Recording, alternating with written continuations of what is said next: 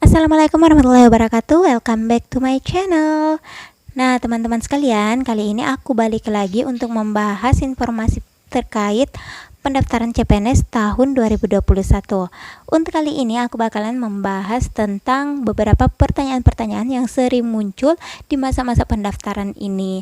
Tapi sebelum itu, jangan lupa subscribe channel ini, like, komen, dan share ke teman-teman kalian agar kalian tidak ketinggalan informasi yang menarik dan penting dari aku. Nah, teman-teman, langsung saja ya, ini adalah hasil live IG BKN tanggal 7 Juli 2021.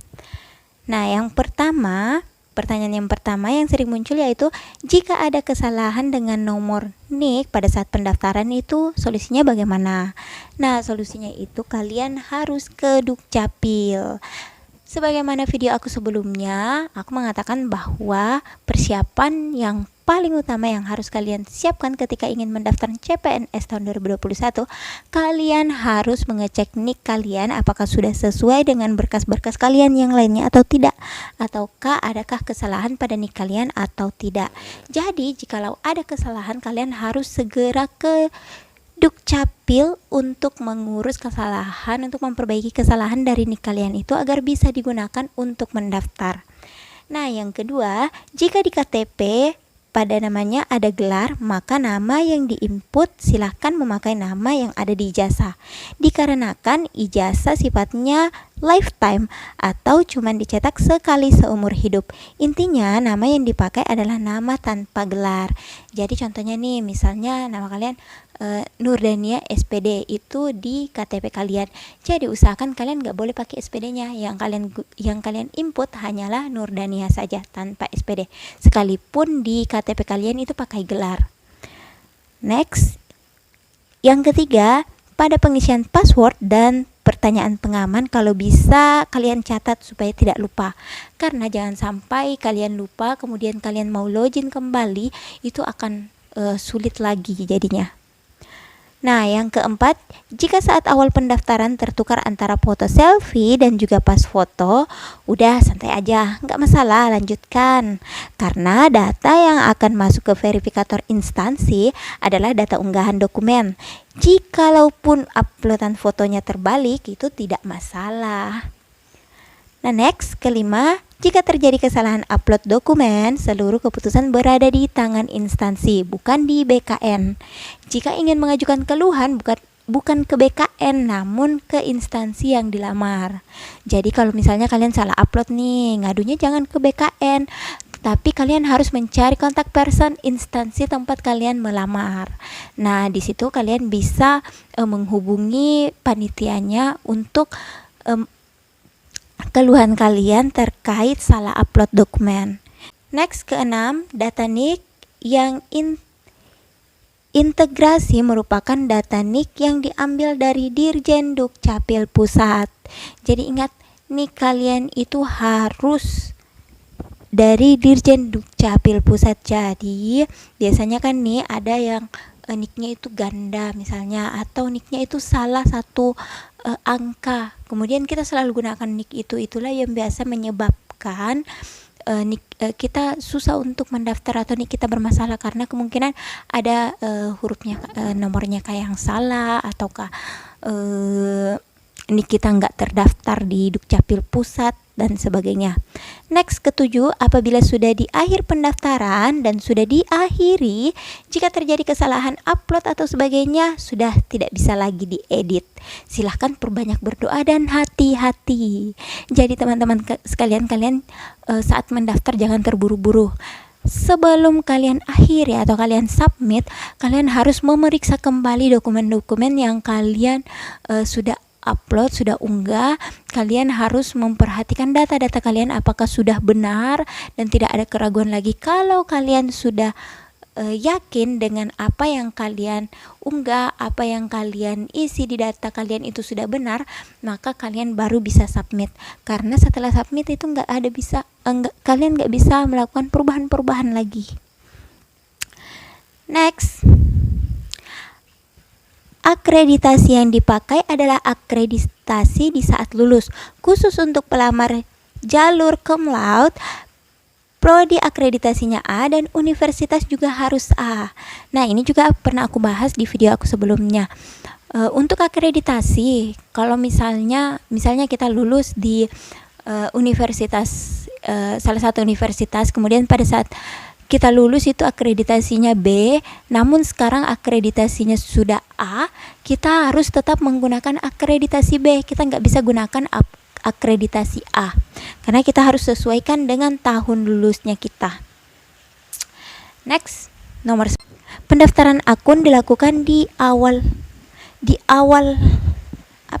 awal semua. Jadi harus bikin akun baru. Lupakan akun lama saat pendaftaran di tahun 2019. Kenapa seperti itu? Dikarenakan data ASN sangat banyak.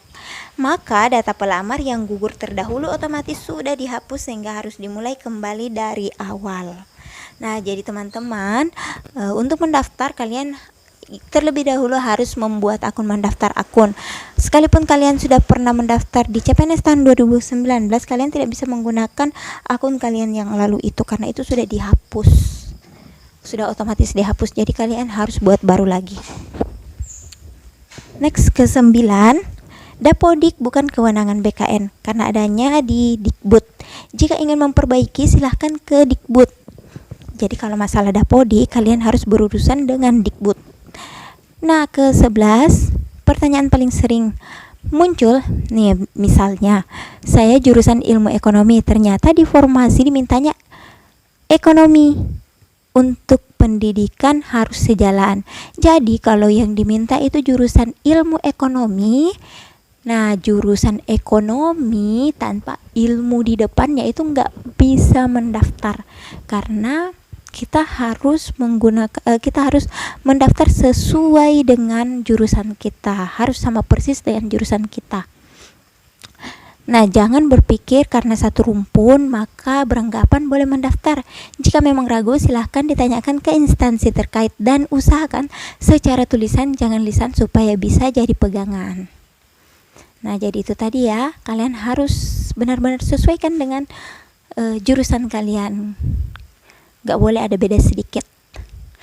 Next, ke-12, misalnya kita pilih formasi di daerah, apakah tes harus di daerah juga? Itu tergantung kewenangan instansi. Karena BKN hanya menyediakan list lokasi untuk tes, kemudian instansilah yang memilih mereka mau tempat tes di mana. Ada yang berpusat di satu tempat dan ada yang di beberapa tempat. Ke-13, jika pada saat pendaftaran ada notif Anda terdaftar sebagai PNS aktif, maka silahkan lapor ke Helpdesk SSCASN. Bisa jadi yang bersangkutan sebelumnya sudah mengundurkan diri, namun belum 2 periode pendaftaran sudah mencoba daftar lagi. Oh, ini hebat banget ya, sudah menjadi PNS kemudian mengundurkan diri terus capek-capek daftar PNS lagi. Gimana ya? Ke-14, jika ada galat, dicek kembali galatnya di mana. Bisa saja saat mengisi tanggal lahir yang diminta 2 digit bulan, 2 digit tanggal, kemudian 4 digit tahun lahir, namun diisikan misalnya 8 Maret ya, kalian tulis Maret 1998, padahal kalian harusnya tulisnya 08031998. Jadi ikuti aturannya. Ke-15, tahun ini jumlah pendaftar tidak bisa dilihat karena tahun ini blind competition. Jadi nggak seperti tahun-tahun sebelumnya kita bisa melihat berapa saingan kita di instansi yang kita lamar. Kalau sekarang itu sudah tidak bisa. Ke-16, jumlah ajuan pada Helpdesk dalam sehari bisa 100 ribuan. Di antaranya ada berupa 21.000 lupa password, 1.100 lupa pengaman, dan 1000-an lupa pengaman 2 ya, 1100 tadi lupa pengaman 1, 1000-an lupa pengaman 2, lokasi lahir tidak ditemukan 2000-an. Oh, ini kayaknya BKN lagi curhat nih. Mohon untuk password dan pertanyaan pengaman agar dicatat. Ini sama dengan poin yang sebelumnya ya. Password kalian dan pertanyaan pengaman itu harus kalian ingat, usahakan kalian catat biar nggak lupa. Ke-17, lokasi lahir yang digunakan yaitu pada tingkat kabupaten atau kota, bukan desa. Desa dikhususkan untuk pelamar yang lahir di luar negeri. Jadi kalau misalnya tempat lahir kalian misalnya itu nama desa atau nama kecamatan yang masih di dalam negara Indonesia, jadi kalian harus menggunakan nama kabupatennya. Contohnya nih, misalnya kalian lahir di Kecamatan Wotu, kemudian di KTP kalian, di ijazah kalian itu lahirnya Wotu. Kalian gak boleh gunakan nama kecamatan itu, kalian harus gunakan nama kabupatennya, Kabupaten Luhut Timur, kayak begitu. Ini desa dikhususkan untuk pelamar yang lahir di luar negeri. Jadi tadi aku pas buka grup kayaknya ada deh yang bertanya, dia lahirnya di Malaysia. Jadi gimana cara inputnya, apa yang harus kita ketik di situ. Jadi itu yang diketik adalah nama desanya. Sebagaimana dengan arahan BKN, desa itu khusus untuk yang lahir di luar negeri. Nah, jadi itu ya teman-teman. Semoga saja dari 17 pertanyaan dan solusi ini ada salah satu yang kalian butuhkan sehingga bisa membantu kalian. Senang sekali rasanya kalau kita bisa saling membantu, saling memberi informasi.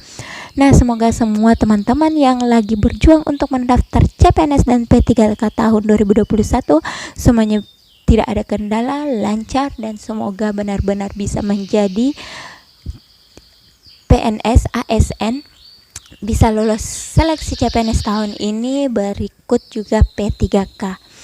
Nah, untuk itu teman-teman, sekali lagi jangan lupa subscribe terus channel ini dan dukung terus agar aku bisa semangat untuk menguploadnya, bisa semangat untuk memberikan info-info terbaru kepada kalian semua. Thank you for watching. Wassalamualaikum warahmatullahi wabarakatuh.